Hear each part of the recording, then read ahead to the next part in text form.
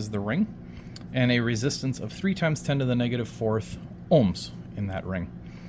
It's placed around one end of a long air core solenoid. Okay, so the solenoid has 1,000 turns. The radius here is the radius number 2, so the radius of the solenoid is 3 centimeters. It's 1,000 turns per meter, so it's 3 centimeters in diameter, or radius here. So assume the axial component of the field produced by a solenoid is half as strong over the area of the end of the solenoid as it is at its center of the solenoid. All right, so we are talking about the magnetic field that is produced, instead of being produced at the center, whatever the magnetic field that is produced at the center, this is only half of the field's strength as compared to the center. Also assume that the solenoid produces a negligible field outside of its cross-sectional area. So outside of the ends of the solenoid is negligible. We can negate that and forget about that. The current in the solenoid is increasing at a rate of 270 amps per second. So the amount of current that is going through is changing at that rate. What is the induced current in the ring? Okay, so for the induced current in the ring, we're going to need Ohm's law. V is equal to IR. The voltage, there's no battery on this, so the voltage is strictly going to be an EMF voltage. The resistance in the ring was given 3 times 10 to the negative 4th. So we have the resistance. All we need to do is find the EMF that is produced in the ring. Okay. For the EMF, we're going to need to talk about flux, right? There's going to need to be a flux that occurs, and then we'll look at that change in flux over change in time. So let's look at flux. And we know that flux can be written as B dot dA. Okay. Being we have a ring outside of a solenoid, which is basically a bunch of rings, that will give us the symmetry needed to get that out of that integration. So we can look at what B is. B at the center of a solenoid, we know from class, that is mu naught times N times I. That's at the center of the solenoid. Our B field for this one, it said in here that it was 1/2 of that strength. So the B field here is going to be 1/2 mu naught times that N times I. Okay. Now the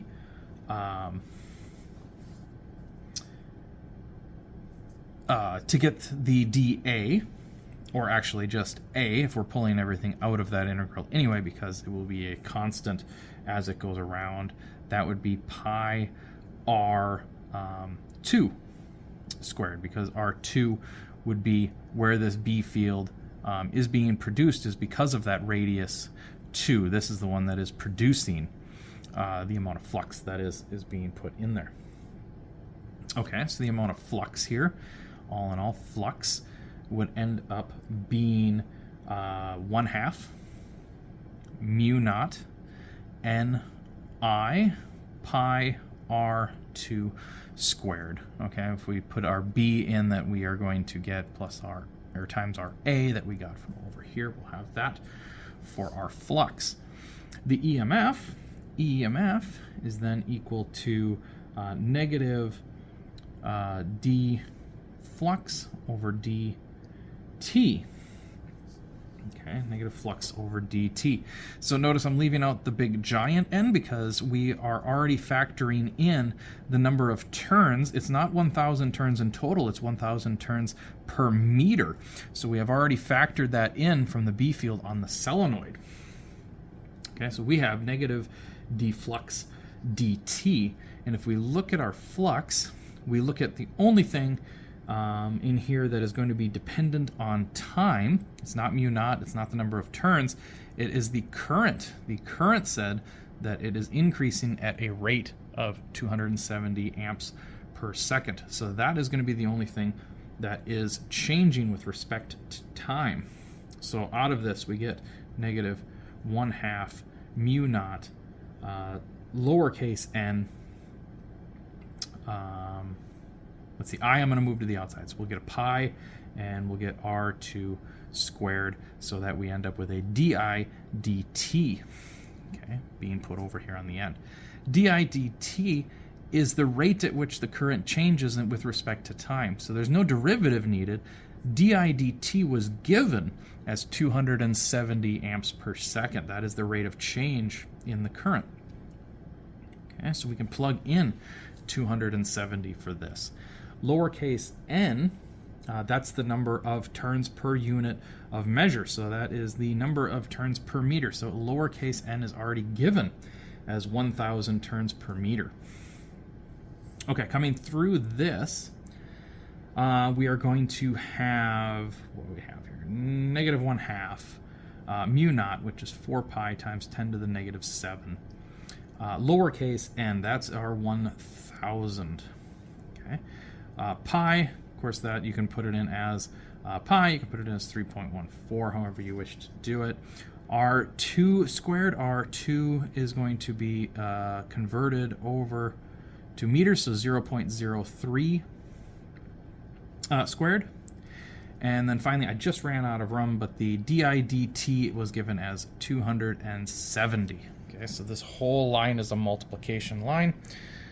270 there. If we multiply all of that through, that will give us a voltage. So let's go ahead and do that. We'll have 1/2 multiplied by 4 pi times 10 to the negative 7. Okay, multiplied by 1,000 multiplied by pi. Then multiplied here by 0.03 squared, multiplied by 270. So this gives us 4.797 times 10 to the negative 4th volts. We need to take this EMF and plug it in up here and divide by the resistance in order to get the current. So take this number, the 4.797, and divide by the resistance. And that gets us a current of 1.599, so very, very close to the 1.60 that we are getting here for part A.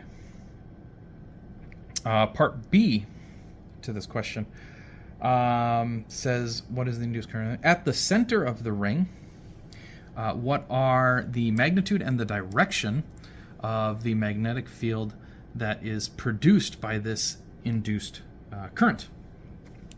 Okay, so this is a ring in itself. It will now have this current flowing through this ring. So we need to figure out what the magnitude and the direction of the field is produced by that induced current. Okay, so for part B, this is a standard ring with a current moving through it, which means we have an equation for the magnetic field at the center of a loop.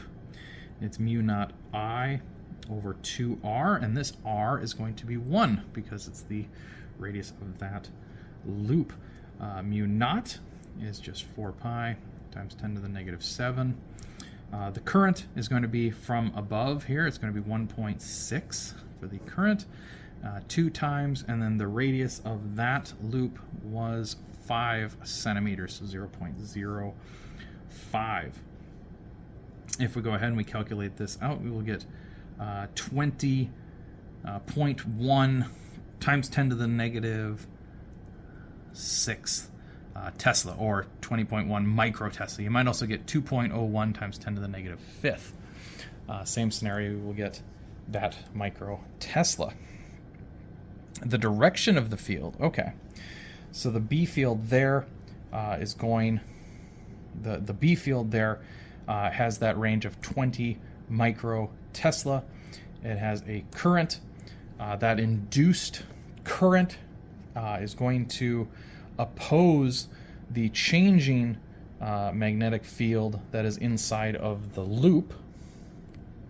Okay, that'll be opposing this, which means if this current is coming in and wrapping around this way, if we use right-hand rule, we'll see that in the center of this solenoid, the magnetic field inside the center of this solenoid is traveling to the right, and it is increasing at this rate. So this magnetic field is increasing. So the induced current will be directed in a way to oppose that changing magnetic field, which means the opposing magnetic field should be pointed to the left.